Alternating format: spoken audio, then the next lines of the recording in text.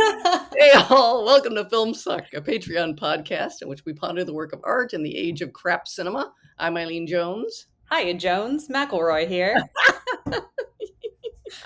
Hi, kid.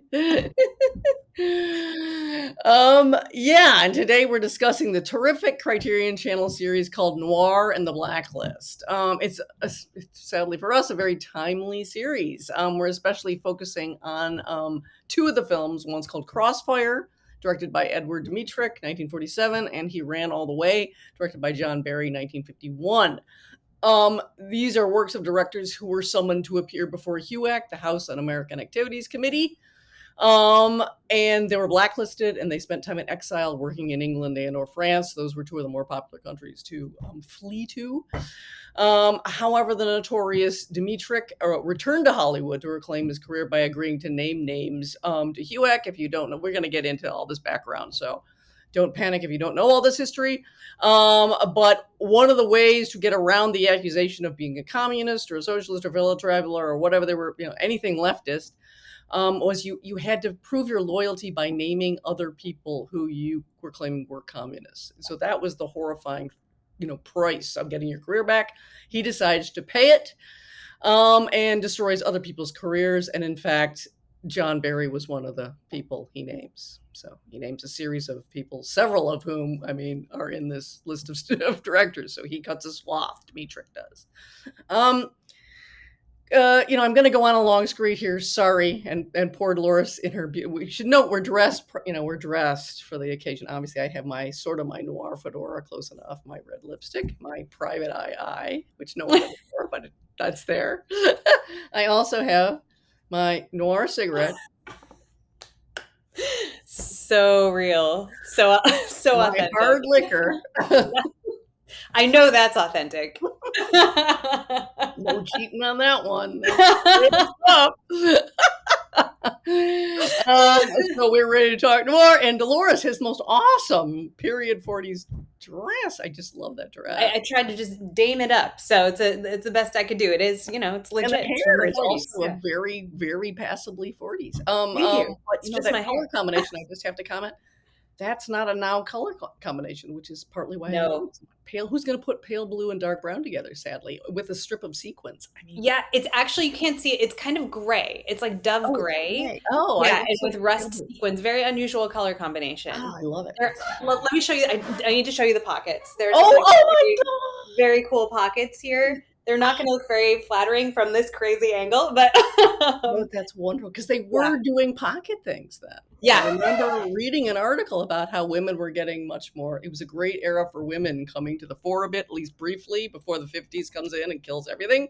Yep. But pockets in dresses was a big part of it. So women had things to do.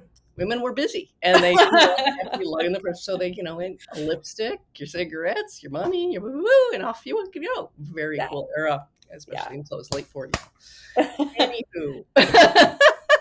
So I'm going to have to, I'll kind of explain in a second why I'm doing this huge ass rundown while Dolores listens patiently. Look, the people, I know I value the rundown. So I thank you for your research. And yes, no problem. But normally I wouldn't go on and on at such length, though I am writing about this for Jacobin, and that's partly why I just went down lots of rabbit holes on film noir. I wrote my dissertation on this damn topic, and I thought I knew everything, and God, I knew nothing. Eileen, what was your dissertation called? Oh, I had a whole theory. It was called The Corpse in Film Noir, and it was all about this encounter with death that was necessary. It was a kind of an oddly occult and cosmic take on film noir, in which many, many of these films would get into a kind of almost paranormal attitude toward, or maybe cosmic, toward what was our place in this dark universe, and what was it? What ominous deity or thing or force was doing bad things to us? So there's many, many film noir, and somehow this hardly gets any play, where people are like pondering our place in the cosmos. Totally, all the time. So true. All the time. And I can still remember watching the Coen brothers, The Man Who Wasn't There, one of their more obscure films, but it's a great film, and they get it. They've got a huge theme in there. about, he goes to see a psychic. There's all of this stuff. There's UFOs. There's all of this stuff about we're in a larger, darker mystery that we don't understand, that goes beyond all the dark mysteries we know, we understand better, that have to do with worldly corruption and betrayal and all that stuff. But there's something bigger and potentially even more dire that we're implicated in. So that was what I was going on and on about. Anyway, I should really write that book someday. You really should. The world, I love that. And God, could it be more apropos? Yeah, I know. Yeah. It really is. And it still hasn't been covered. It's mentioned in stray ways in other scholarship, but at least as far as I know. I'd have to go look. But as far as I know, You're exactly the person to do this. Please do this. I've got the cigarette and the liquor, and I'm ready. More liquor will do it, and more smoking. That's what writers used to rely on, and they were not far wrong. Anyway, so let me resume. Here we go. Okay. So anyway, so those two films we're going to concentrate on, and we'll talk about those two filmmakers at greater length. But I just want to get into the way the Criterion Channel presents this really great list of films.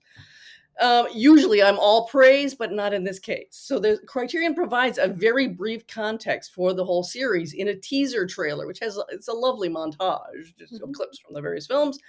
And it has the following screen crawl that just is coming up through as a summary. So you're reading this as if you watch the teaser trailer. Starting in 1947, artists considered quote unquote un-American were purged from Hollywood. Some were convicted and jailed. Others fled abroad. Most could no longer work under their own names. In film noir, they found a genre to expose the dark side of the country that abandoned them. Now, again, hate to be critical, but that's awfully vague and passive voice. They were purged. Who was doing the purging? Who was getting purged? Why? All that context is just absolutely not there. That's weird. And I don't think I'm being paranoid in saying that's weird. Who got to them that they don't want to tell you? No, it's really interesting. It reminds me of... Do you know Susan Sontag's essay about Leni Riefenstahl's work called Fascinating Fascism? And she famously begins with critiquing the book jacket of a 1970s book of Riefenstahl's photography and the history. The history of a bygone era, an era of Germany's history that would rather be forgotten, is written in the same Gone with the Wind, unnamed sort of this era that shall remain unspecified. And Sontag is like, which era? What are we talking about here? Exactly. Yeah. Named. Exactly. We're going to get into that phrase too in a minute. But yes, that's exactly it. Why so suddenly vague? That's weird. Then, in other series, they'll sometimes have short but wonderful documentaries with film scholars giving you the context for a series. That's more what we needed here, desperately. So anyway, let me get into this a little bit. It's important to note that those accused of being quote unquote un-American were, of course, political leftists. That's who was being purged, if you were wondering.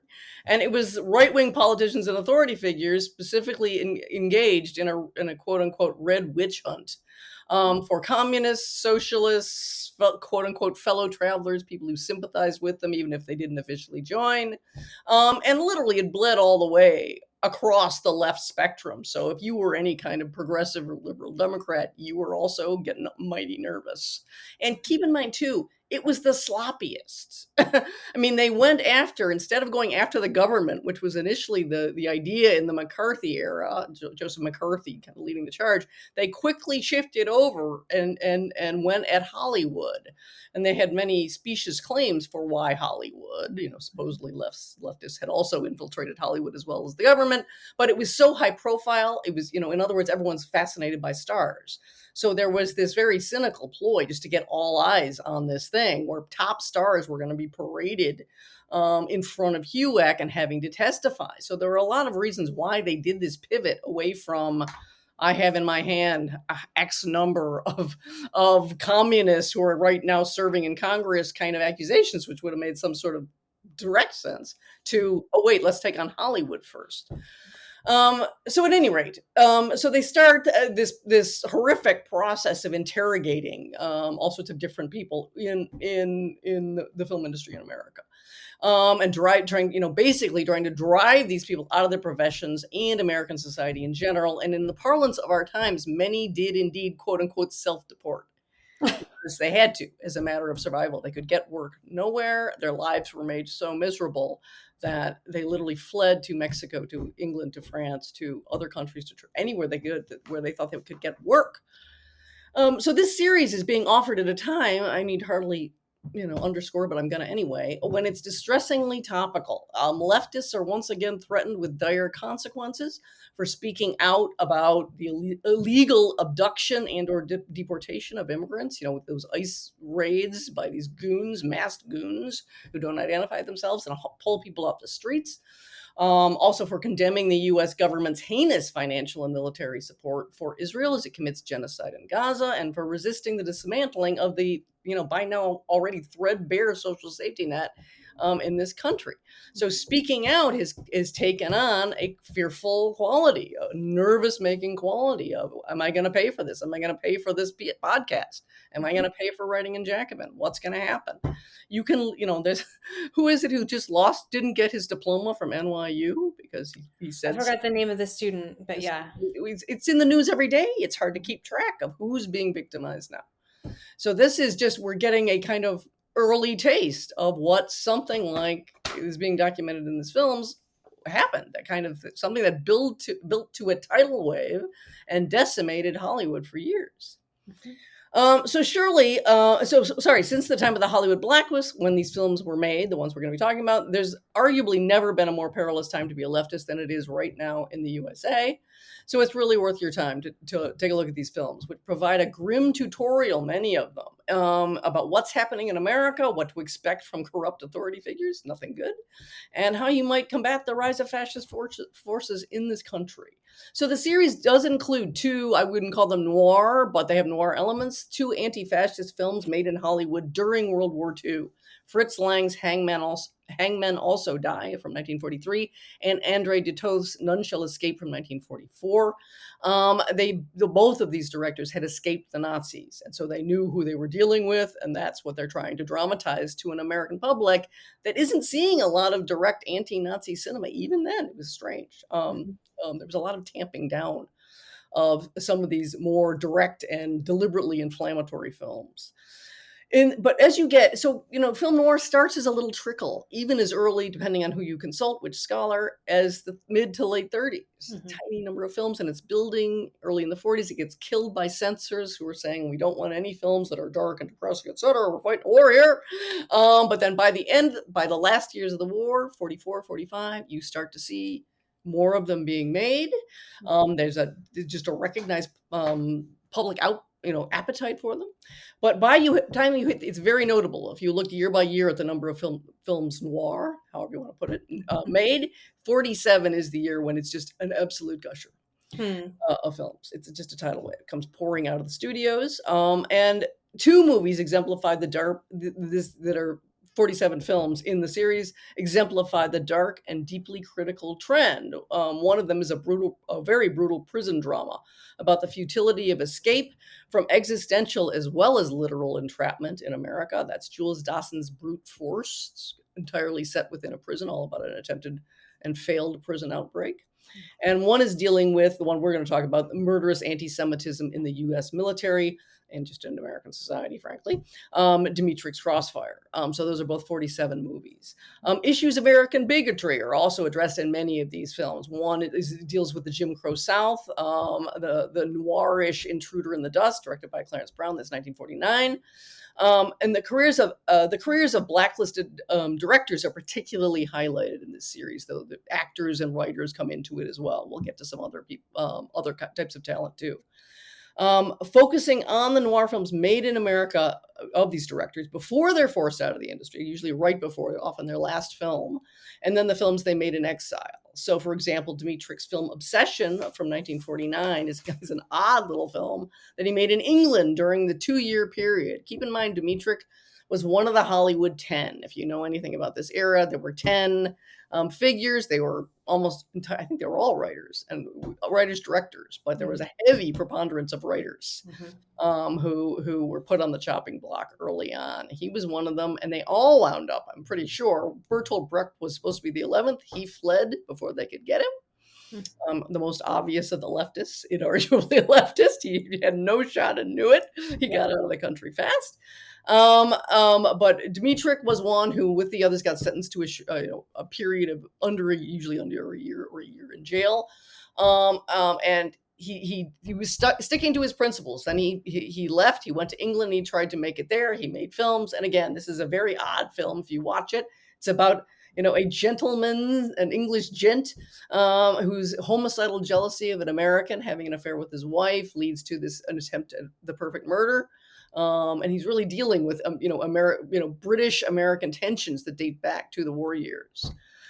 So it's interesting, but an odd one. But anyway, it doesn't last. He spends 2 years in England and decides to come back and name names and get his career back. And yeah, that's why Dmytryk is considered notorious. He's like Elia Kazan. He's the second most famous of the people who named names, and are still divisive in their reputations today. I'm just going to quickly do a rundown of the films, just give you brief descriptions so you can sort of get the lay of the land if you intend to wade into the series. There's quite a few films. Jules Dawson's last film shot in America before he was blacklisted was Thieves Highway. That's 1949. Though it's a shame they didn't include a real masterpiece he did in England, Night in the City. Both were for 20th Century Fox, and this is the kind of cynicism in operation. Daryl Zanuck, who was the head of Fox, knew Dawson was virtually sure to be blacklisted. He was known to be a super lefty. So he rushed him over to England in advance with the urge. He was owed one more film. He's like, you're going to make the film, and I don't want any interference while you're making it, so we're going to put you in England. And then I guess you just won't come home. And indeed he didn't. And Dawson went on to an illustrious career in France. Rafifi, his first film that he makes over there. Aces, baby. Great. Never on Sunday. He has a great career outside of the United States. Dawson was also named by Dmytryk, but he cut a swat. The series also includes Joseph Losey's low-budget efforts to address racism, classism, and stunted masculinity in America. The Lawless, 1950, The Big Night, 1951. Both are low-budget. They experience studio interference. They have great sections, but they're also kind of hard to watch. The Lawless, for example, has this weirdly jolly score that's not at all commensurate with a story of absolute violence, riots, attacks on the community. You're just like, do. It was all imposed later. So that kind of thing you get with a lot of film noir. A lot of them are messed with films because they were considered highly censorable. But again, he went on to build a big career for himself in England, and one of those films is included. It's called Time Without Pity. It stars Michael Redgrave. His eventual triumph is really the 1960s film The Servant. That's really makes his name. It's not included in the series, unfortunately, but it's a good indication of how much talent the United States was flushing away. And what's especially weird with regard to film noir, so it's the 40s and 50s. We're just killing our own industry. Some of our greatest directors and writers and actors are being destroyed.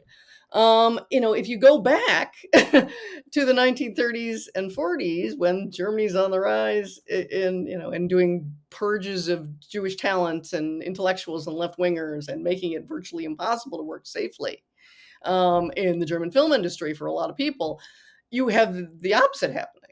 There's a huge wash of some of the greatest film talent from Germany to the for some of them hit France, some of it in England, but they wind up in Hollywood. So that's how we get Fritz Lang and Billy Wilder and Robert Siodmak and Max Ophuls. And we just get these insanely brilliant directors, cinematographers, writers. It's crazy the way they just, again, expunge, destroy their own capacity to make great films, and we benefited. So now we do the reverse, idiotically. It is worth noting, if you get into the biographies of the people involved, how many of the blacklistees were the children of impoverished Jewish immigrants. Frequently, it could be a range, but many of them, Russian or Polish or German Jewish extraction. And it's often their parents, sometimes their grandparents, but often their parents who are right over often they go to New York, often they're almost always they're poverty stricken. So this kind of talent is emerging out of those circumstances. The link being drawn between Jews and communists, which of course, Hitler covered thoroughly in Mein Kampf, is very much at work in the Blacklist. We're a kind of horrifying killing two birds with one stone. Most commies are Jews, most Jews are commies, kind of, monstrous logic that makes it clear there's other kinds of targeting behind besides the political. Blacklisted talent also you'll see the same things again and again. They often got their first starts, whether as actors or writers or whatever they were, in theater in New York City, working with left-wing groups like what's called the Group Theater, or Orson Welles' radically political Mercury Theater. You see it in so many bios. Actor John Garfield, and we'll get to him in a minute, he stars in He Ran All the Way, who was born Jacob Julius Garfinkel, always known as Julie to his friends. He's practically the poster child for this typical biography. The children of Russian Jewish immigrants born into absolute rock bottom poverty in the Lower East Side. It's just beyond a cliche now. In street gangs as a kid, had nothing, had very little, some education, but it was rocky. And his whole star persona emerges out of that identity of struggle, poverty, broken families. His mother dies when he's only 7 years old, as he claims, of worry. Worry kills her because they're so poor and their lives are so harsh. So anyway, I'll skip ahead. I'm not going to do all this, but so again, the irony and the kind of talent that's being ousted from Hollywood. Let me list another. Cy Enfield. He's a little more obscure, but he shouldn't be. He's another blacklisted director who wound up having to flee the United States. He made a harrowing and underappreciated anti-lynching film noir called Try and Get Me from 1950. It's not as well known as many of those it should be. It's a real masterpiece. You will not forget it. It's terribly disturbing. And it's inspired by the same lynching event in the United States that was created the material for Fritz Lang's first American film, which I once argued as a grad student that Fritz Lang gave us film noir, and he brought it with him from Germany, and it was 1936, and it was Fury. Because, I wanted to, get right out there with my bold claims. Anyway, and it's Try and Get Me. It's slightly differently handled. It's about a very decent man driven by economic hardship, who you see a lot in these films, to a life of crime, who ends up the victim of a lynch mob, and the lynch mob sequence is so realistic, it's almost unbearable to watch. And he's lynched. You think they can't lynch him. He's the lead, and he's lynched in the end. I'm sorry, spoiler, but it's so rough to watch. But it's really, really a brilliant film. And it's just excruciatingly harsh on the United States. And he makes another film called The Underworld Story, which is as well. It's another great film noir. At any rate, he's blacklisted shortly after Try and Get Me. He flees to the United Kingdom. He makes a film, and it became a cult hit called Hell's Drivers, 1957, in which truck drivers are pitted against each other in making almost suicide runs, transporting ballast at top speed over terrible roads for very low pay. So an obvious allegory of working class life. But he really struggled. And he had experience in theater and film, and he still is hardly making a living. So finally, he too, all the way later in 1960, he comes back again, goes back to HUAC, which is still hanging on, and agrees to name names. He tries to pick names of people he knows are already named. That was a frequent ploy. People who just felt they had to do it, as bad as it was, tried to do that.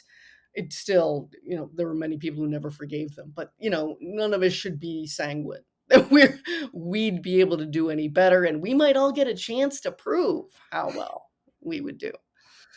If you're going to lose everything, you're living, your home country, you don't know if you're going to starve to death somewhere. You don't know where you can go. Imagine that. And you're being told, just name names, name some names, and we'll let you go back to work. I'll be fine. Oh, anyway. So anyway, that's amazing.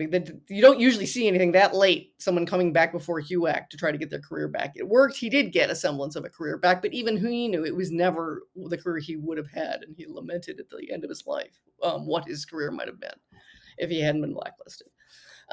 Another example that's different, Joseph H. Lewis, famous for Gun Crazy, probably the most famous film in the series, other than perhaps Crossfire. The two of them are quite famous. Gun Crazy, 1950. It was co-written by blacklisted screenwriter Dalton Trumbo, the most famous of the blacklisted Hollywood 10 writers.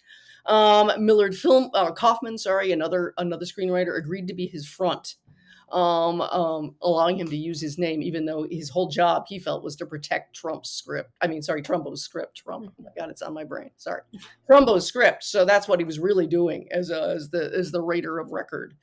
It's an incisive study of America's gun obsession and it's a potent Bonnie and Clyde based portrait of mad love on the run, juiced by violence, years and years before the more famous Bonnie and Clyde of 1967. And it's amazing that Lewis, who made another electrifying noir, highly critical of American society called The Big Combo, never got blacklisted. It's actually downright weird. And there's a couple of cases where you're like, how come this? They miss him. It must have just been, you don't know. Who knows what all was going on behind the scenes, why some people escaped and some didn't. He somehow escaped. Mm-hmm. So he never gets blacklisted, but he spent the 50s, and even though he spent the 50s working with many people who'd been blacklisted or graylisted or somehow ran afoul of something in the perception of HUAC, you knew he was going to retire. He'd been around for decades, so he had nothing to lose. So he makes his last film, he was mostly working in B movies. It was a 1958 B Western that was an allegory of the Blacklist. It was called Terror in a Small Town.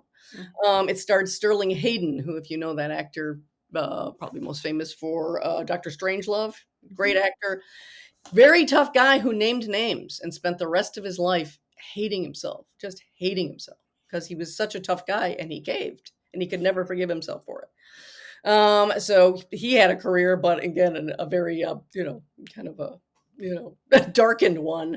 And the screenwriter and actor Nedrick Young also had been in trouble with them. And again, you had a script co-written by Dalton Trumbo. So all these people who were right on the edge or over the edge already, and Lewis is deliberately working with them. And we're going to get into that. How many films actually got made where all of this top lefty talent it's really brave that some of these people are hiding in plain sight and just almost putting a target on their back, saying, yep, I'm keeping some difficult company. And this was an era where you were scared to be friends with people. Like, one of the first consequences of even people hearing you were going to have to appear, you'd been summoned, you hadn't even gone yet, was nobody would talk to you anymore.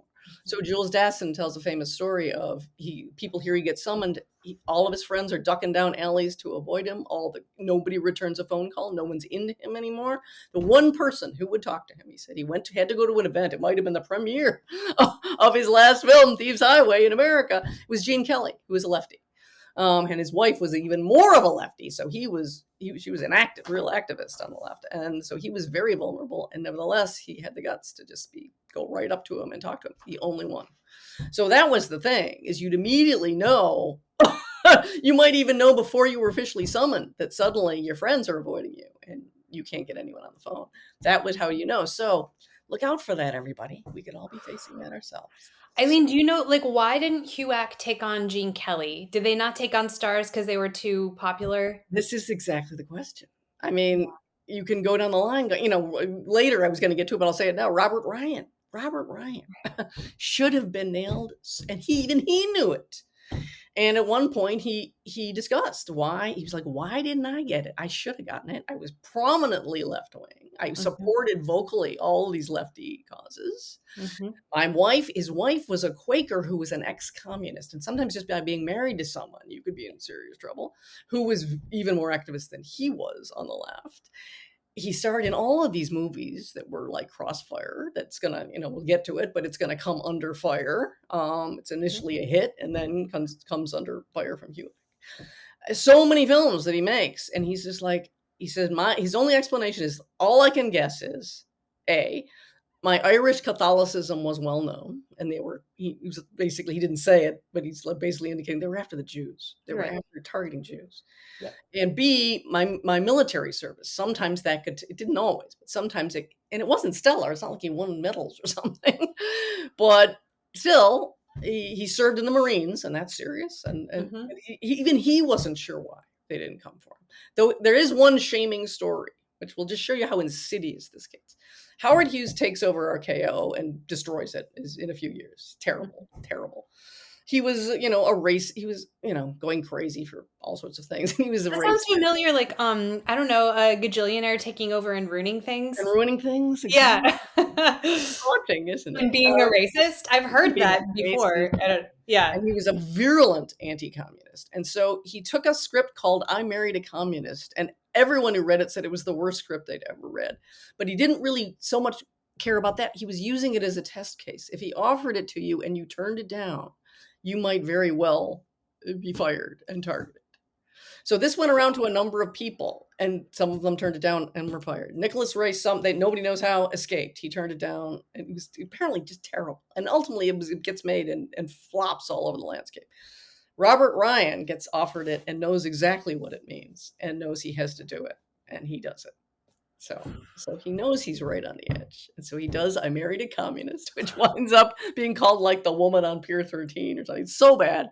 And it tanks, and he's like, yep. That was the kind of ugly time you were in. He knew it was a test of your loyalties. So anyway, how did I get into this? Blah, blah, blah. The last film in the series. I think I've listed everything. Yes. The last film in the series is Odds Against Tomorrow. It stars Harry Belafonte, who also produced, he had a short-lived production company working at a low budget. It was called Harbell Productions. And neither of the film, he wanted to address directly, racial injustice in America. So it was going to be a hard road to hoe anyway, but he did it. And he cast in his film, and they're all lefties, Robert Ryan, Shelley Winters, and Ed Begley, Sr. You probably know Junior, Ed Begley Sr. Supposedly, according to Ryan, it was from working with Belafonte that he got very active in the civil rights movement. So again, you're just in plain sight waving your arm practically. But it is true that Belafonte neither film made money, and he pretty much got shoved. He couldn't get anything more in Hollywood, and he had many things going on, not just you're a lefty. Obviously, he's Black, and he's famous, and he's a huge sex symbol, which made people more nervous than many other things would have done. Mm-hmm. But again, Ryan is there at so many key points that you're just like, man, that's a miracle he made it. We're going to get to one other person who made it over and over again at the end. Crazy.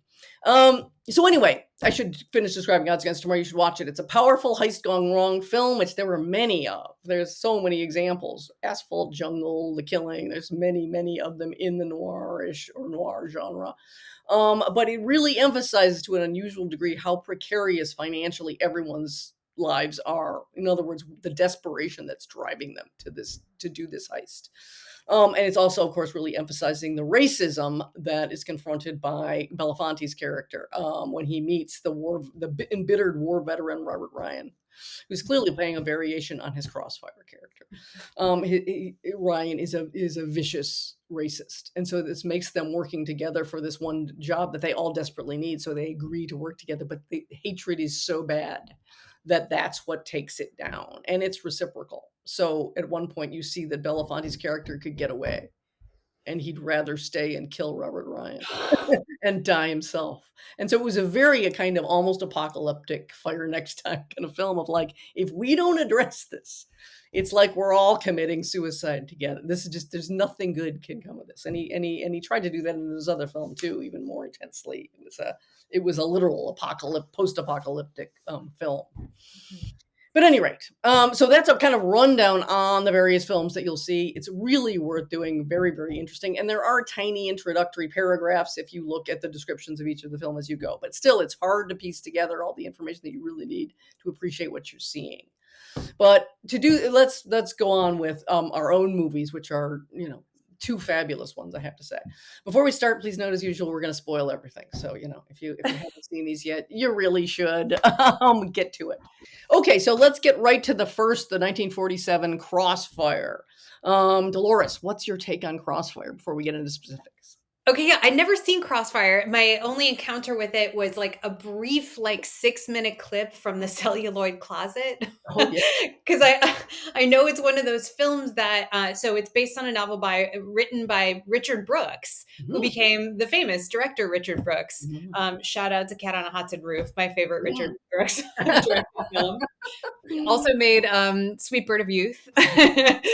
um, and so I knew it as a story that was originally about gay bashing, Mhm. but was translated to the screen. Gay bashing still too hot to handle in, forgive 40, me, what is the well, year? 46, they probably would have been Yeah, working in on it. 1946. Um, so they changed the story to the murder of a Jewish man Mhm. by some bigoted by a bigoted army officer. I What can't is even he? remember if he's maybe a sergeant. I can't remember how high he goes up. You'd think I'd remember, but I can't. Yeah, okay, maybe below. I don't know. Anyway, everyone in the film is named Robert. Oh, So or everyone who plays in the film is named Robert. no, he's Um, not. Yeah, I don't know. They don't give. He's the only one they don't give his rank. He's Monty Montgomery. Yeah, the others they. Yeah, Robert Young is Captain Finley, the detective who's investigating. He smokes a pipe. It's annoying. yeah. Robert Mitchum plays Sergeant Peter Keeley, and Robert Wine is Monty Montgomery, and they don't give his rank. Sorry. Right, right. So Robert Ryan plays the racist, Yeah, and he's great. He's like dripping with venom, and you know from the first moment that he did the yeah. murder. It's not Um, a hard one to figure out for the audience. no, no. So, and for me, I mean, so overall, fantastic Mhm. film. Really enjoyed it. The fun part for me was trying to put together the like skeleton of the gay bashing story, Mhm. and what would this have looked like? Very similar, I think. But what's super interesting about this one is Gloria Graham's character who steals the film. Yeah. This is so the film revolves around a serviceman. What is his name? Oh my gosh, not Leroy. Forgive me, Mitch. Around another soldier named Mitch, Yep. played by George Cooper. And Mhm. Mitch is like wrongly suspected of killing this Jewish man that Robert Ryan's character is actually killed. So Mhm. basically, the story is they were out drunk one afternoon. They go back to the Jewish guy's apartment, have some drinks, and the bigoted soldier, played by Robert Ryan, kills him. But Mitch, who's sort of like a sensitive guy, an artist, everyone keeps saying, the queer coded part, right? Yeah. Sensitive, sweet, doesn't have it in him to kill a man, everyone says. Yeah. He gets really wasted that afternoon and he kind of blacks out and doesn't know what happened to him. Mhm. And it turns out, even though he's married, Mhm. he goes to a kind of cheap joint and like kind of hooks up with a taxi dancer played by Mhm. Gloria Graham. Mhm. And she's so fabulous and memorable, and her role should be, it's kind of inconsequential, except narratively she does give Mitch an alibi, and he is innocent. He was with her. And it's really unclear, it's the code is still in play. So they make it like if you squint, you figure that maybe he and Gloria Graham really didn't sleep together. He just crashed on her couch or whatever. But her presence is so vivid and real and disturbing. She just like leaps off the screen, and she's only got these 2 scenes really. Yeah. There's a scene at the dance hall where she's just like hard bitten and cynical, and he's trying to kind of be a good guy and woo her halfway decently, take her to someplace real to Mhm. dance, take her out somewhere where she doesn't have to work. Um, When he makes a mistake, he says, "You remind me of my wife." And uh-huh. it's just like, ah, like you're corny, and it Yeah. sounds much more vicious from her. Absolutely, and she's so, I don't know, like, brittle, but also your heart is just bleeding for her.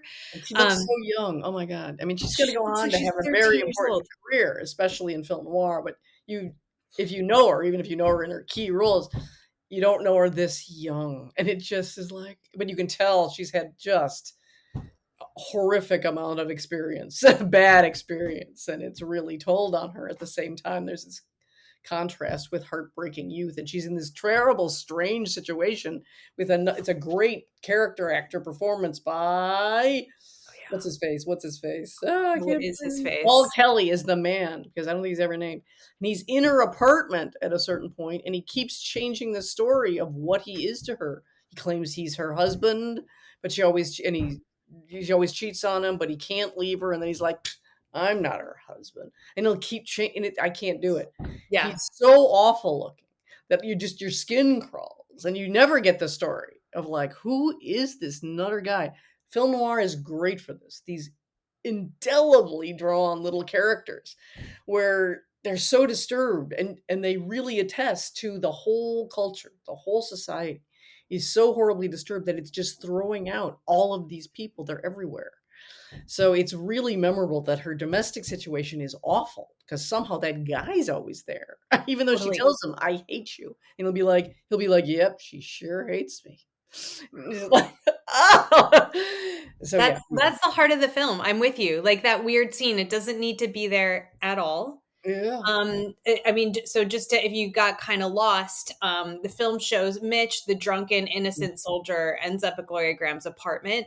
He falls asleep, and when he wakes up, she's gone, and he lets some mystery guy in, and the mystery guy keeps changing his story, as yeah. Eileen said, But and making it, himself at home at the same time, and you're just yep. like, yeah. You're like, okay, he lives it, and I mean, my mind went to the worst place. I thought Mm. that's her father. Oh my god, I didn't even think of Yeah. that. Even older. Oh my god. Messed up of me, but I'm like, yeah, Oh, he's, you're probably awful right. and Fuck, you're probably abuses her, and I don't know, right. cute of me.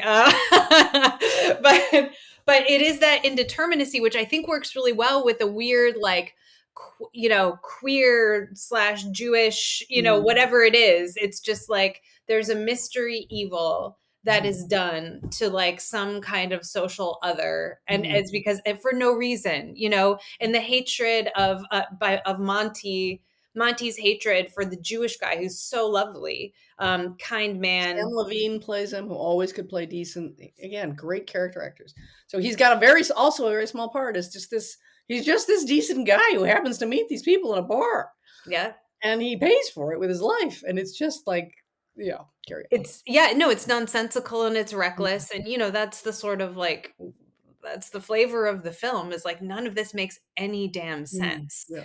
And it is framed a bit by a conversation that Samuels, the Jewish character, has Mm, with Mitchell, the mm, innocent guy, at the bar about the war, of course, yeah. about he's talking to Mitch, who's wasted and sad, and he's like, you don't know what to do because all you were concentrating on was winning the war. That's what we hate, and now no one knows what's next. Yeah, in studies of when they're trying to figure out what's up with this crazy form film noir that seems to come out of the American id, and one of the big arguments was always, quote, post-war malaise. Soldiers brought home not only like we knew what we were doing, that what they're describing here, and now we are suddenly cut loose and we don't know what we're doing, but also, well, a lot of us been killing a lot of people and or witnessing a tremendous amount of killing. Men who liberated the camps saw unbelievable horrors, and they don't know how to return to any kind of decent society. But of course, the thing about film noir is people are coming home going, is it a decent society? Is that what we got going on here? So post-war disillusionment, of which often would take the form of, the soldiers coming home and their wives and girlfriends are like betray them, or they wind up killing them. There's a number of those in the late 40s where, or like this guy, he hasn't been hearing from his wife, Mitchell. Yep. He's been hearing from, that's what's driving him crazy. And he's beginning to suspect she's unfaithful or she's left him or whatever. And it's driving him mad and he can't cope. So there's all this, everything I was idealizing while I was over there is not living up to what I remembered or thought I had. Yeah. Yeah, exactly. And so the great phrase that I learned from this film was one that Robert Mitchum uses a couple of times. He says of Mitch, the sensitive artist type, he's got snakes, right? Right. Yeah. Yeah. Or the snakes are out, Yeah. or at some point he says the snakes are out, and then about Mitch, he's like, yeah, he's got the snakes. You've got the snakes. Oh, that is a good line. Instead of the blues, you've got the snakes. We've Yeah. got the snakes right now. Yeah. A lot. Do we ever? Do Do we? we ever? Well, So word about Robert Mitchum. Robert Mitchum was persuaded to leave a Florida vacation to come back to do this film because he was told, "You have a great role." He gets back and he finds out he very much does It not. does not. I was Robert thinking that too. What Ryan a has a waste great of Robert role. Mitchum. My God. He's just hanging around doing Robert Mitchum, like heavy-lidded, cynical, Yeah. saying shit. What you can just see it in his face, like even more than in a lot of his films. Just like, God damn it, I got nothing to do in this film. I have Yeah. nothing to do. He does it very. I love Robert Mitchum. No one I can. know. I knew you were gonna. I was gonna not hold forth on Robert Mitchum Oh, because I was you're like, just looking at Eileen him with. will take care of You that. can't help just thinking, man, what are you taking? And that can't happen very often. Oh my God. Because at least Robert Young, who frankly to me is always kind of a boring actor in most, Boring. So boring.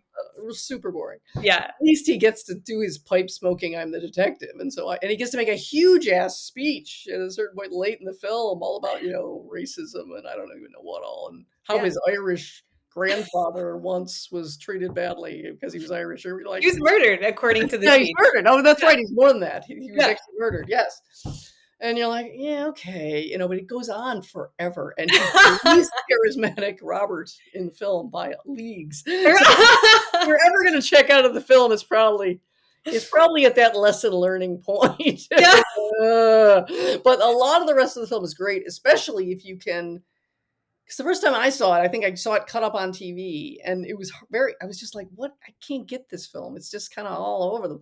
But it's deliberately doing a kind of meandering, a maze-like urban space that you can't map. So they're constantly going someplace else. Oh, Hmm. we got to go here. It's a pub crawl, a kind of bar crawl. Hmm. So that makes sense. But then it's this apartment. Then no, that's the wrong apartment, which is key to solving the mystery. And you don't know where you are in time and space. That's totally noir. Yeah. You can't figure it out. If there's a detective figure in noir, especially in early noir, their whole special talent, if you're Philip Marlowe or you're Sam Spade, you can map this. You have figured out the urban space. No one else can figure out the urban space. Mm. And it's all about modernity and how it's increasingly impossible to live or make sense of or maintain values within this labyrinth that you're in that you can no longer hold in your head. Mhm. Anyway, sorry, I'm jabbering. No, I love it. I love it. I mean, we should move on to your finish your take and we can move on to the other film too. Well, But we've covered a bunch of it. Blah, blah, blah, blah, blah. What did I want to say? Oh, one thing. It's a little confusing to me because I actually had a different sense of this term, but the term film gris, Mhm.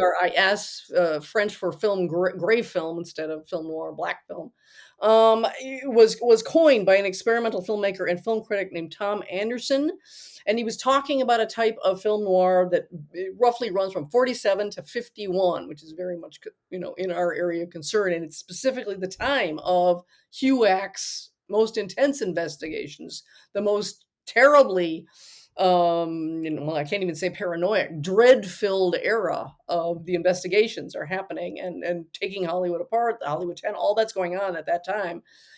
These films start getting made that are, tend to deal with, all sorts of critical views of, American society. Capitalism is an overarching evil.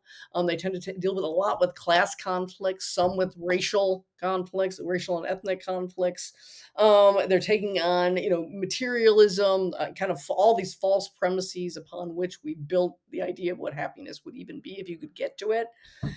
So they're highly, highly critical. And at least in this description, John Garfield, in the films he was working with in his own production company called I think it was Roberts Productions, because he and his producing partner, Bob Roberts.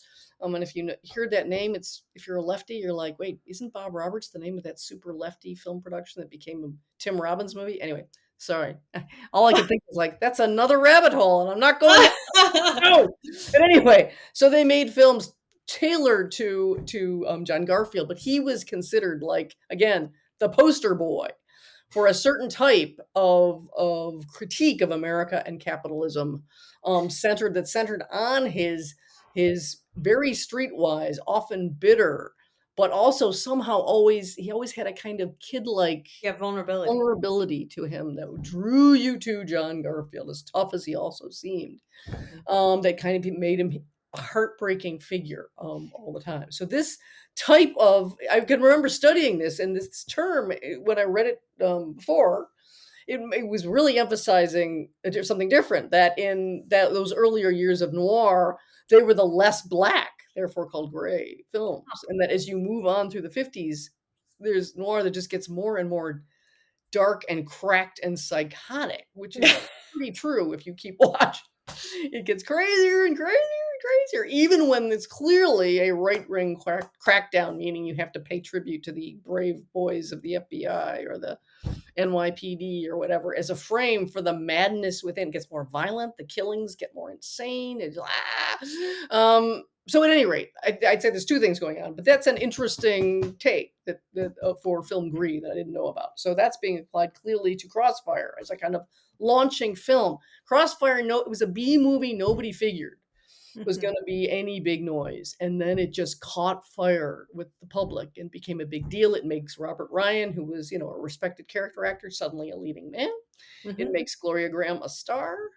It's a huge... How did she do that? She's so not like traditionally beautiful. Oh, I know. But she is indelible. You never will forget her face. You'll never forget her voice. You're just like, oh my God, she just punches. You're right. She just punches through. Like everyone else is sort of around. Like, yeah, it's a movie, and then there's her. She's the real. Yeah. She was a really brilliant woman, and she came out of a very respected stage career, which I did not know till I read her. They will try to let you believe she was some starlet who was screwing her way to the top. Do not believe it. Highly trained from early on, and a successful stage actress, and that's how she wound up in films. Don't listen to... I've read accounts that are lies, utter lies, based on trying to I don't know, make her seem more tawdry or something.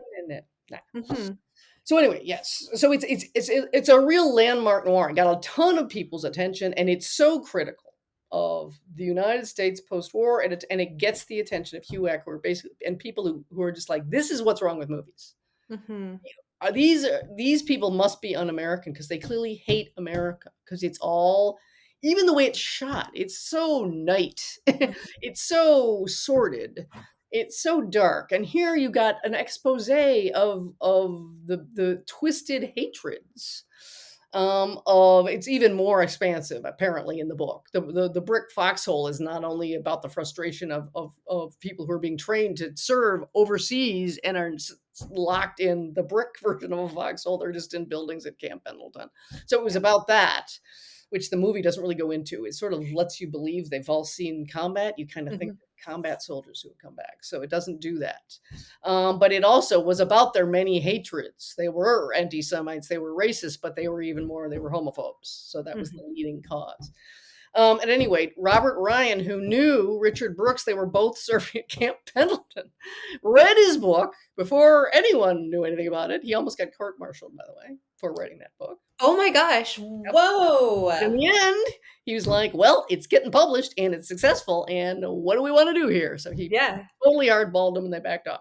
At any rate, Ryan read it, said, I know this son of a bitch so well. This is my part. So from the time before it was ever a movie, he was gunning for this movie. Everyone said, Rob, don't do it, or Bob. Don't do it, because you have the potential to be a star, and if you play a villain role like this, you'll be typecast. And he's like, it's a great part, I don't give a damn. That's great. So anyway, he campaigns and he gets it. And again, Brooks goes on to fame and fortune in Hollywood. And a totally unpredictable thing for the film. Not only does the public take to it, it gets all these Academy Award nominations. So best picture, best director, best screenplay by John Paxton, best supporting actor Ryan, best supporting actress Gloria Graham. But what happens in between the time it comes out and is a hit and the Academy Awards? HUAC happens. So the producer, Adrian Scott, is blacklisted. Dmytryk is blacklisted. Somehow, again, Ryan escapes, but the two of them are blacklisted. So imagine the awkwardness of the Academy Awards. By now, Crossfire is entirely tarnished. So you already know, if you know about handicapping the Academy Awards, it's not going to win. And indeed, it doesn't win any of the awards. But another film has come along, a much more prestigious film, also dealing with anti-Semitism, which was new and, borderline like, whoa, can we do that? It's Elia Kazan's Gentleman's Agreement. So it wins Best Picture and I think Best Director, and it wins Best Supporting Actress for Celeste Holm, who edges out Gloria Graham. Mhm. And again, the irony is pretty soon it's going to be Elia Kazan and John Again, Garfield from that film who were who were facing you because you couldn't deal with what they once called social problem films in the 30s, especially. Dealing with American problems was regarded as subversive.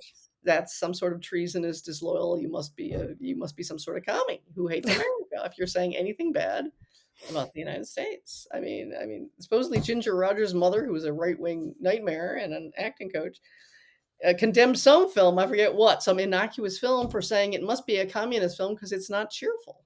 Ugh. This is the level. You can just imagine some of Trump's minions saying things as idiotic as you can read Absolutely. about in the old days, justifying or trying to argue for what was properly American and what was not.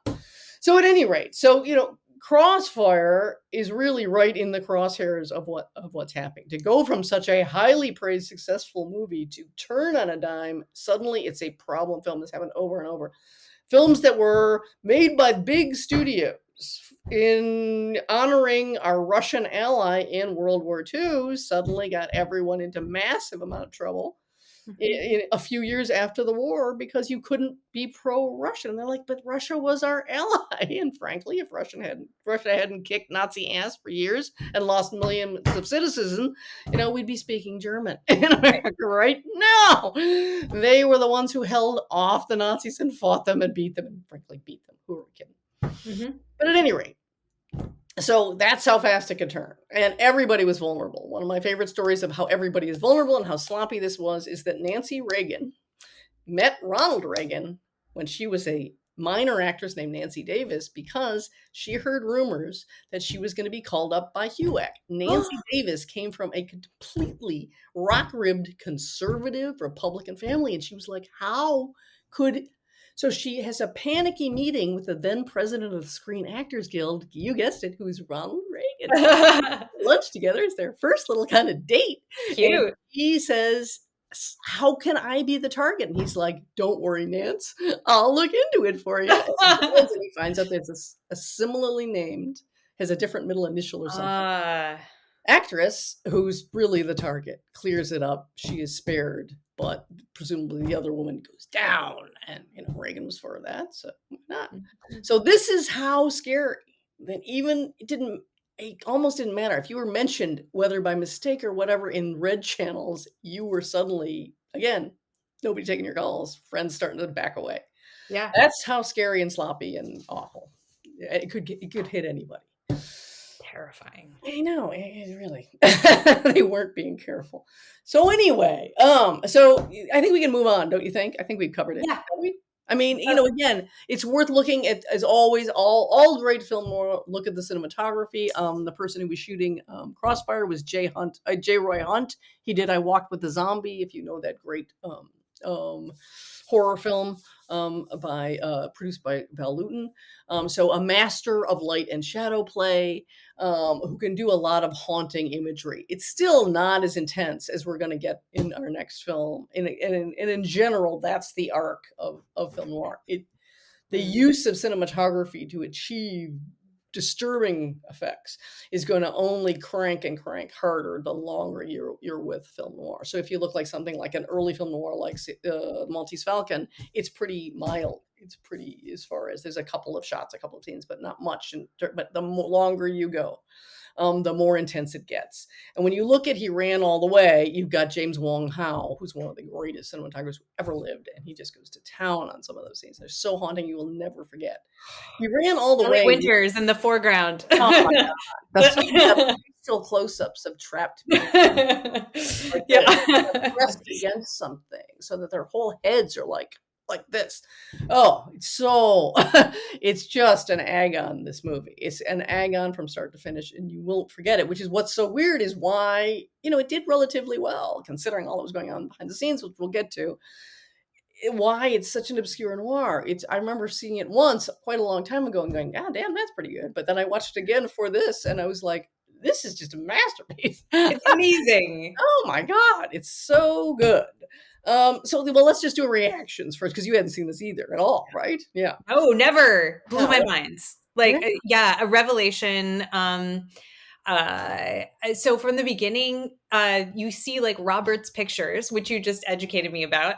And I was like, what the hell is this, small time production company? And Yeah. then you hear the music. And the music is like the most sophisticated, like unsettling thing you've ever heard. And it keeps going, and you're like, who wrote this? Mhm. And then, like, finally, after the opening credits, Franz Waxman, one of the most legendary film Oh, composers ever. absolutely.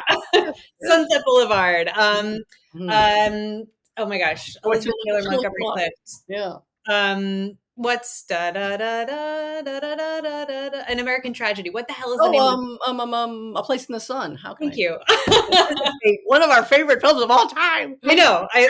The brain is slow, but it knows the Franz Waxman score. Mm. Anyway, hell of a score, fellas.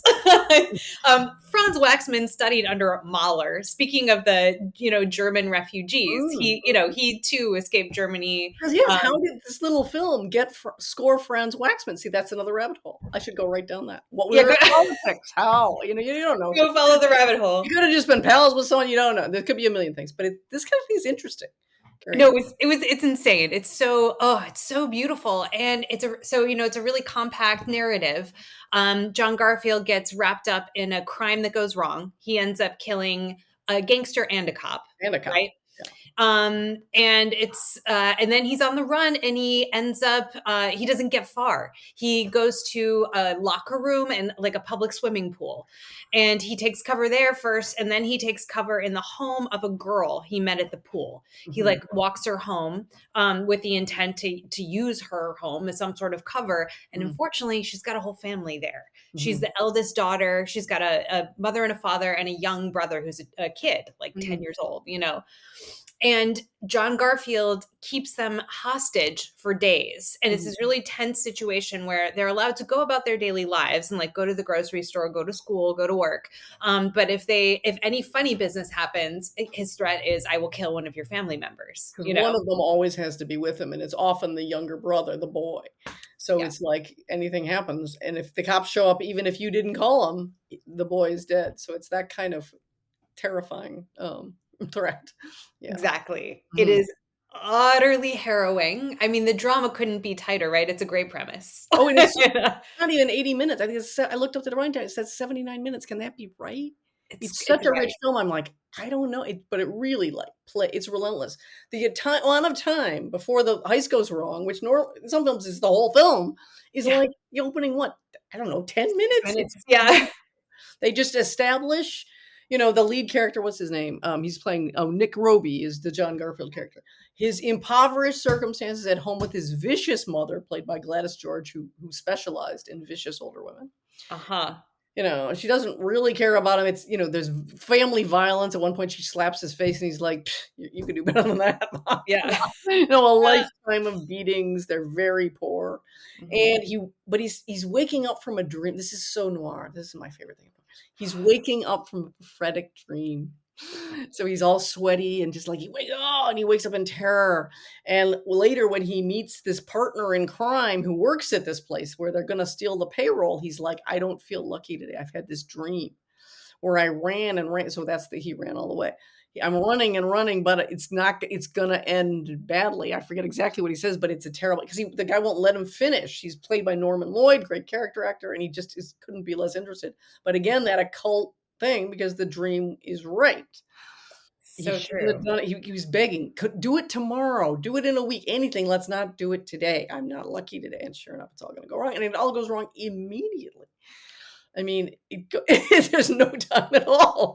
And he's on the run and picking up Shelley Winters. And she's clearly like, that bad boy, thing that happens to young women. They get drawn. Shelley Winters is always falling for that. It was never a more perfect Shelley Winters role. No. The kind of working class pathos that she kind of brings with her. And the hopeless in love, always drawn to some violent jerk. Yep.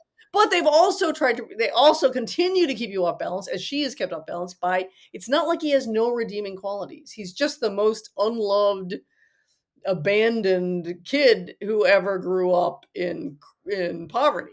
Mhm. And he's got nobody, he's never had anybody, and he's really kind of always half hoping that he's gonna meet someone who can be loving or some situation. So but it's so mercurial that it's just awful because you're like, "You never can trust this guy. You'll never be able to trust this guy." And indeed, you can't trust this guy. He's And so unstable. It's just like, and oh. her character is amazing. I mean, her whole all of the actors who play her Mm. family are incredible. Wallace Ford, another great character actor, and Selena Royal, they're both great as the parents. They're just so convincing as these they're barely making it. It's a not a it's they're hard scrabble working class people, but they're decent people and they're trying and they're trying. And the father, and they did a lot of this in the late 40s, 50s. The pressure on men to be heroic in some sort of violent, dominant way, Yeah. even if it's stupid. And so all he's getting all this pressure. He of course can't say he's involved, but when he's allowed to go to work, he sort of sounds out a co-worker about what might happen if a What would you person do? does. Yeah. And the guy's just like, well, if you're not wearing a skirt, you'd fight the guard. And it's all this macho nonsense. And this keeps getting to him more. And his son says stuff to him. And it's just like, it's heartbreaking because Wallace Ford is always playing the nicest guy, just the nicest guy. And so you're just like, no. But in the end, he's going to be persuaded that in order to save his daughter and his family, he's got to act this part. And it's just everyone gets drawn into this street tragedy that is inevitable in the most awful noir way. Like there's no avoiding this doom. There's No. no. Like, you know someone's gonna die. I guess we won't tell you who, or maybe Yes. we will, but I guess we won't. But okay. yeah, let's just say that John Garfield's character's next last line is the car, the car. And you will not forget the car, or the shot, the shot. He's in the gutter coming toward a car with its headlight on, shining toward him on a slick black street. And it's just been raining. And reaching out to this car that is a linchpin to the narrative because he can't be sure if she's promised to go away with it. Shelley Shelley Winters' Winters. character. Yeah. I keep forgetting her Peg. name, Peg. And you don't know how much she's influenced by how she clearly is drawn to him. Is she really just in love with him and will go wherever he goes, no matter how periodically abusive he is? Is she trying to save her family by sacrificing, by being like, I'll take him out of here and they'll all be safe? You get the feeling it's some confounding mixture of both things, and that the different influences are weighing in the balance all the time. So you can never feel any security or stability because the shifting keeps happening and happening. It's Yeah, and you don't I mean, the genius thing about the way she's written is, like, you don't I mean, you keep thinking, like, "Oh, she's just playing up their romance to save her family," yeah, and you're always off balance about it. It's brilliant, and it she is. is so good It's at so being ambiguous about it. I mean, I honestly can't track it from minute to minute. I'm like, I don't know that I well, know. is she really? Is she into him? Because she did seem like she really was at the pool, and she's so in. She has all that pathetic neediness with regard to male characters. We see her do it again and again. We saw Yeah, it in Place in the Sun. Place in the Sun, yeah, Wins an Oscar for it. yeah. Yeah, so it's part of even though she had a glamour girl career by this point, which is always weird if you Yeah. know later Shelley Winters, you're like, what? She and Joe were like roommates, and they were both hit on the same. They were wearing the same. They were exchanging outfits. You go on the same calls as models and starlets in bit parts. You're like, really? But yes, and then you look at very early, publicity photos, and you're like, well, hot damn, she kind of. Yeah. But by this point, she's crossing over Yeah. into now she looks more like a kind of the roles that she's really going to be remembered for, which is the kind of somewhat shop worn, Mhm. needy, a little more pitiful and fleshy figure that will really rip your heart out. And she's so good. Shelley Winter doesn't get enough credit, partly because of her outsized personality in the world. Yeah. And there's more on Shelley later that maybe we should talk about later. Because hell, why say it? My last thought, but I'll say it right now. How did Shelley Winters not get blacklisted? She's the other one. She's I in don't all these she comes out of a Brooklyn ghetto. She's Jewish. Again, poverty poor. She She's an outspoken socialist. If you read her autobiographies, she's a socialist. She's with Wild. the group theater. She Yeah. comes to Hollywood. She will not, she's so mouthy. She's not scared of anyone. She'll say anything to anyone. She's supporting all the lefty causes. Mhm. She's, and no one, she doesn't even dream of censoring herself. She never, ever, ever her entire life did she ever get the feeling she went, shush, Shelley, you shouldn't say that.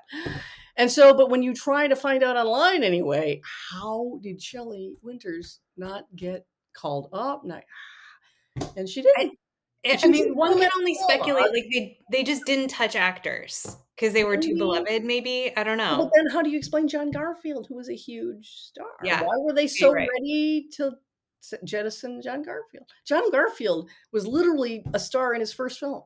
He shows up. He's been in stuff, and he's been doing okay on stage with the group theater and stuff. He's been doing all right, but not in huge parts. Yeah. But everyone recognizes he's so charismatic, and the women are wild about him. And he comes to Hollywood. His first movie is a little thing called Four Daughters. It's this sappy, sentimental, middle class family, and they're all cute and everything. It stars the Lane sisters. I mean, it's just as cute as can be. And in the middle of the movie, well, no, a third of the way in, suddenly there's a doorbell ring, and it's John Garfield's character, and he's the most cynical, the most urban, the most poor, and the most fed up character who ever walked. And again, it's like a punch through the screen of fakery, and you're like, Totally. and he becomes a star instantly. 1939. I get So it. he's a big star, big, Yeah. big, big, big.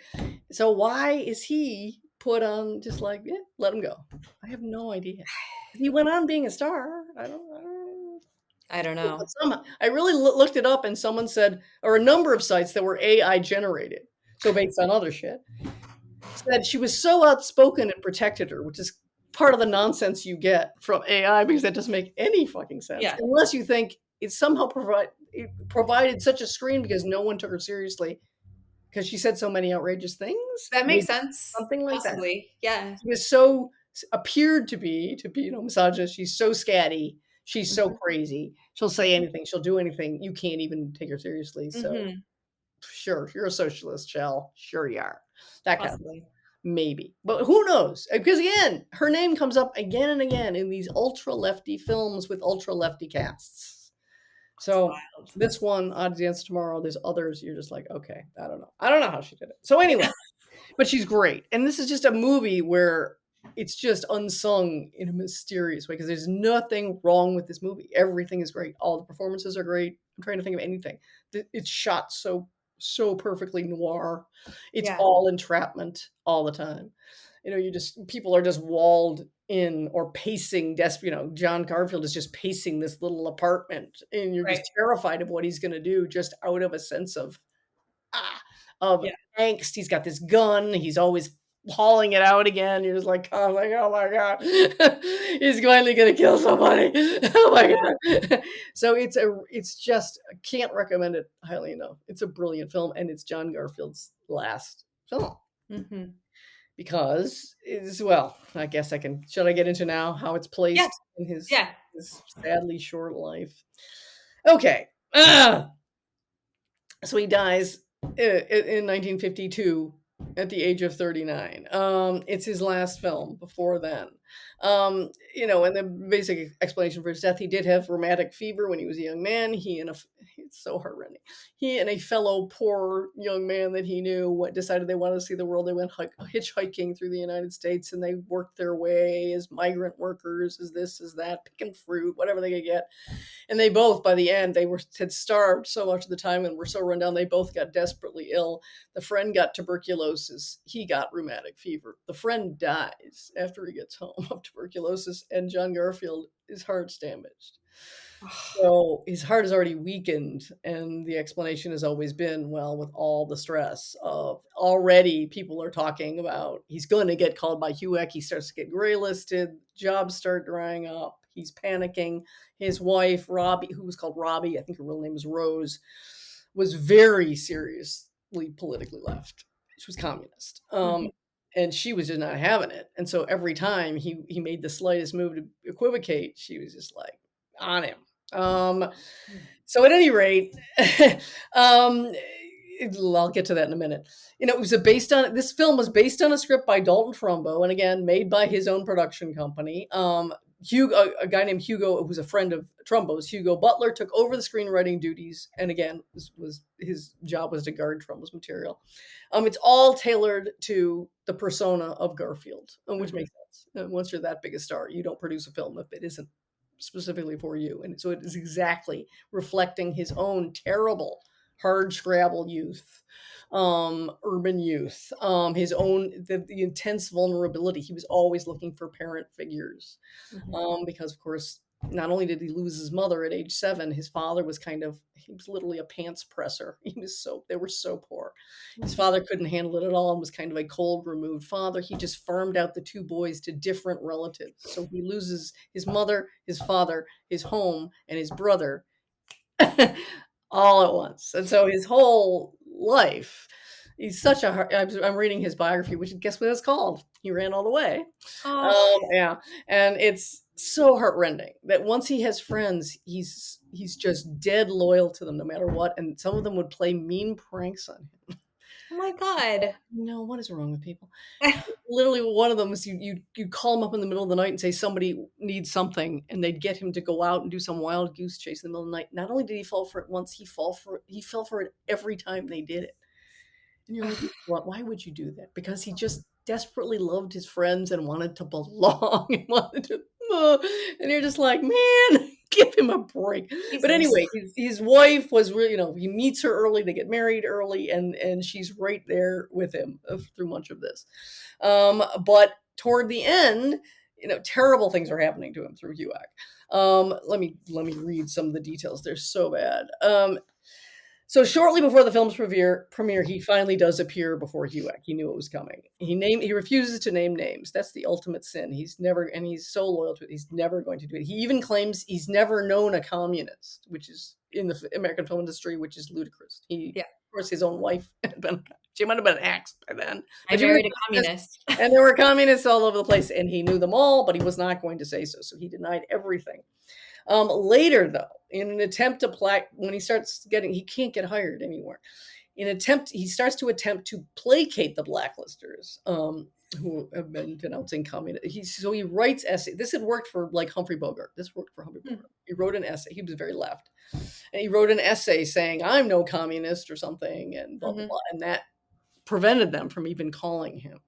So he writes a couple of different essays that get placed somewhere. Supposedly, though, scuttlebutt was behind the scenes that his wife just couldn't forgive him even for that, even for denouncing communists, and for that much softening.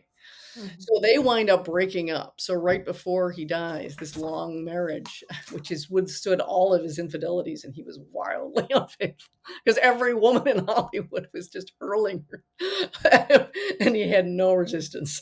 But she gets through all that, and in the end, she can't get through that. Supposedly, and this is one of the worst things I read, the FBI offered him a deal because she really had been a communist, where he was never all that political. I mean, he got all of the sympathy in the world, and if he was going to do something, he would do it, but he really wasn't that into politics at all. She really was. And the FBI apparently offered him a deal to rat on his wife.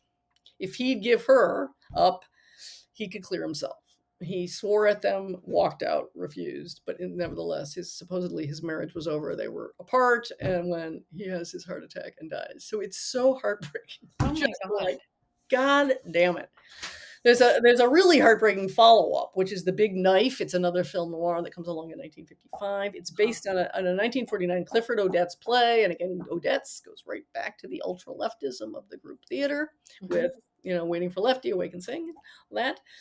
He had written a play called The Big Knife in 1949. It starred Garfield. And it was clearly influenced, at least if you see the film, it's influenced by his own tortured relationship to stardom, his tortured and conflicted relationship, and all the pressures that are being brought to bear. And there's even a wife character that he's separated from, who's constantly at him to stand up to these goons and these horrible people who are professed. It even has him die in the end, which is prophetic of his early death. So they make this in 1955. And one of the first things you'll read if you read anything about it is it's loosely based on John Garfield, but he actually starred in a version of it. Yeah. On stage. So Yeah, and it's all about how they're coming for him, and his values are crumbling underneath the onslaught, and his stardom is imperiled, and it's all in his swanky Hollywood house, and he's just like torn to pieces by all the people coming to see him and betraying him and rejecting him, and he just finally Jack Palance plays the role. So it's just an agon. I'm just in agony even reading his life story. I'm just like, oh Jesus Oh Christ. my God. Wow. And he might be the biggest star who was really, I'm trying to think if there's any bigger star who was taken down by the blacklist. Because you're right. Normally the investment in a star is so enormous that it's worth the money they're going to bring in is so much they won't risk a star. But occasionally you'll read crazy things like Warner Brothers decided to destroy Kay Francis, who was the biggest star they had, because she was gunning for more money.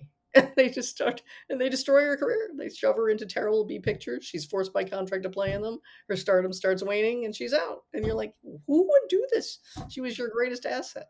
But this was different. Like, what kind of madness? It was like he was a kind of sacrificial lamb. They picked somebody Right. who to take the fall, it seemed like. Because then other people didn't they skated. So like Gene Kelly. I mean, Fascinating. yeah. So Fascinating. it's such a hideous account that it's very hard to keep reading the stories because there's so many awful stories. But nevertheless, it's also fascinating, and it's something, again, sadly, that we should be boning up on. Absolutely. Defend your friends, I guess. Your friends and try to stand your ground, but we're all going to be potentially. If this keeps going and goes worse and worse and worse, we could really get to the point where it's like, what's going to be asked of you if you want to save your job, your house, your income, your all the stuff. We're already having things being put into peril, like where, if you're me, whether you're going to get your social security check every month is now an adventure of like terrifying proportions. Like, is it going to, are they going to do, if you got Medicaid, you have a reason to be truly terrified right now, urgently terrified, because it looks like they're going to vote for huge cuts. So, and all that un-American, you're bad people for saying anything critical, that's not going away. So, yeah, I mean, these are people who don't value democracy. So yeah, the more of us who I know that there are more of us who think this is wrong than who think this is right. yeah. And so it sounds so trite, and I sound like one of the Hollywood films, but it's imperative to not obey. They can't because while you can, you've got to try to stay. We hear this a lot. While you still can, it isn't the total crackdown yet. While you still can, you have to get up and get out and stand up. As terrifying as it is, it could very well get a lot worse. It kind of looks like that sometimes. Like it really is going to get a lot worse. We don't know. I can only think of that. I don't even know who speaks the line in Ship of Fools. They're talking about, based on the Catherine Ann Porter book, it's a whole group of people on a ship in the 30s during the rise of the Nazis, and someone says, "What are they going to do? Kill everyone?" Yep. The very logic that kept so many people who were in peril in Nazi Germany.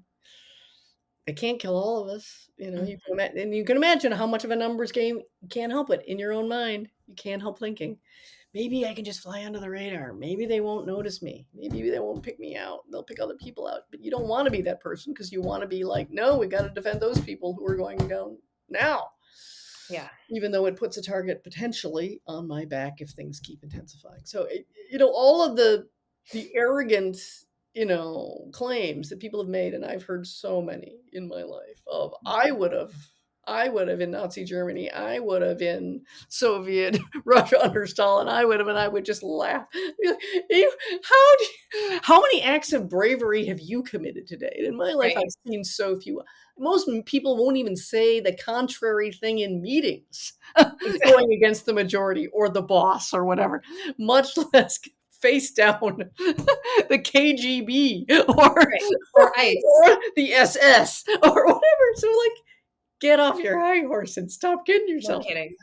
No kidding. you got to face up to what it would really mean to what it does really mean, even to say something, even to post things when you're finding out that your phone, you might be in danger if you're trying to fly overseas and come back into the country. If you have things critical of Trump or MAGA or whatever on your phone, you should bring a burner phone. You read the little tutorials on what to do and you're like, good Lord. Who'd have thunk it could be this fast? And of course, if it hadn't been rotting within for years, it couldn't have happened this fast. But Of course. here we are, and it's we've all got to do a realistic take while trying our very, very best to maintain something like decent standards and standing together. Yeah, just famous last words. No, they're not our last words. God damn it, Eileen. But you know what I don't mean literally last, but put yourself on record, and then the next thing you know, we're on record plenty. I just hope we all keep speaking out. If we don't, then we guarantee that things. Well, no, exactly. Then we guarantee the worst is going to happen. Yeah, that's exactly right. So anyway, I think it's a good Criterion Channel for doing this series, which is so obviously speaking to the moment. Not so kudos to clearly trying not to say what's going on in these films in their little teaser trailer. But we tried to make up for that, and I hope you really will check it out. It's at least running through May and maybe longer. I don't know, probably longer. There usually is a little bit of a grace period after that, about probably another month. But yeah, don't sleep on this, especially a couple of them, which are so good and so worth discovering or rediscovering. And that is it for our episode that we are calling what is it again? It's not dark. It's not dark yet, but it's getting there. It's getting there. Yes, I left out the yet. It's not dark yet, but it's getting there. Oh, God. Thank you, dear listeners. And, of course, triple thanks to our subscribers who keep us in yellow convertibles and Samuel's liquor. That's he ran all the way, and a CROSSFIRE reference you'll find out if you watch them. If you're not a subscriber yet, but you like what you hear, please consider signing up with Patreon for all the film site content instead of just the half that's already available to the public. Also note that half of our episodes are now available in visual form on YouTube. This will be one of them. So in a few days, you can check us out looking like we look in our 40s noir tributes. Online. Please know that you can follow news of the podcast on Facebook, Instagram, and Blue Sky. Join us in 2 weeks for more fascinating film site conversation. And until then, we thank you all for listening as always. Bye now. Bye, folks.